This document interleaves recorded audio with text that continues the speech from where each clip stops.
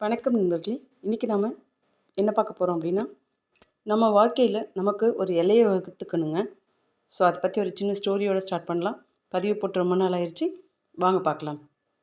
ஒரு சின்ன கிராமத்தில் கோவில் இருக்குது. அந்த கோவிலுக்கு மக்கள் வந்து 2 வழியில் போவாங்க.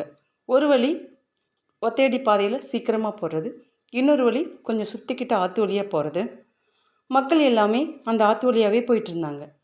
ஒரு நாள் கோயிலுக்கு வந்து ஒரு சாமியார் கேட்குறாரு, ஏன் எல்லாரும் சுற்றிக்கிட்டு அந்த வழியாக போகிறீங்க, ஒத்தடிவாத பழைய வழியாக போகலை அப்படின்னு சொல்லி கேட்குறாங்க. அதுக்கு அந்த மக்கள் சொல்கிறாங்க, இந்த ஒத்தையடி பாதையில் ஒரு பாம்பு இருக்குது, எல்லாரையும் கடிச்சிருது, அதனால் நாங்கள் யாருமே அந்த வழியாக போகிறதில்ல அப்படின்னு சொல்கிறாங்க. அவர் சிரிச்சுக்கிட்டே அந்த வழியாக போகிறாரு. அதுக்கு மக்கள் எல்லாம் சொல்கிறாங்க, வேணாம் வேணாம் போகாதீங்கன்னு. அவர் சிரிச்சுக்கிட்டே அந்த வழியாக போகிறாரு. அந்த வழியாக வந்துட்டு இருக்கும்போது அங்கே பாம்பு தனியாக இருக்குது. அது கேட்குது, ஆஹா நம்ம தனியாக இருக்கோம், யாரோ வராங்களே அப்படின்னு சொல்லிட்டு சந்தோஷமாக போயிட்டு, ஏன் யாருமே இந்த பக்கம் வர்றதில்லை அப்படின்னு சொல்லி அந்த சாமியார்கிட்ட கேட்குது. அதுக்கு அந்த சாமியார் சொல்கிறாரு, நீ தான் இந்த பக்கம் வர்றவங்களை எல்லாத்தையும் கடிச்சிடுறியே, அதனால தான் யாரும் இந்த பக்கம் வரமாட்றாங்க அப்படின்னு சொல்லிட்டு அவர் சிரிச்சுக்கிட்டே கோயிலுக்கு போயிடுறாரு. கொஞ்ச நாள் கழித்து திரும்பவும் அந்த சாமியார் அந்த கோயிலுக்கு வராரு.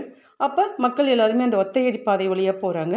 அவருக்கு ஒரே சந்தோஷம், பரவாயில்ல நம்ம சொன்னதை பாம்பு கேட்டுருச்சு அப்படின்னு சொல்லிட்டு அந்த வழியாக வராரு. சுற்றி முற்றி பார்க்குறாரு, பாம்பு ஒரு ஓரமாக அடிபட்டு கிடக்குது.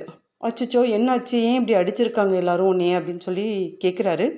அது சொல்லுது, நான் என்ன பண்ணுறது, நான் சும்மா இருந்தாலுமே எல்லோரும் கல்லாலையும் குச்சாலையும் என்னை அடித்து இப்படி ஹர்ட் பண்ணி வச்சுருக்காங்க அப்படின்னு சொன்ன உடனே, நீங்கள் தானே சாமி சொன்னீங்க யாரையும் கடிக்கக்கூடாதுன்னு, அதனால் நான் யாரையுமே கடிக்கலை அப்படின்னு சொல்லி அந்த பாம்பு சொல்லியிருக்கு.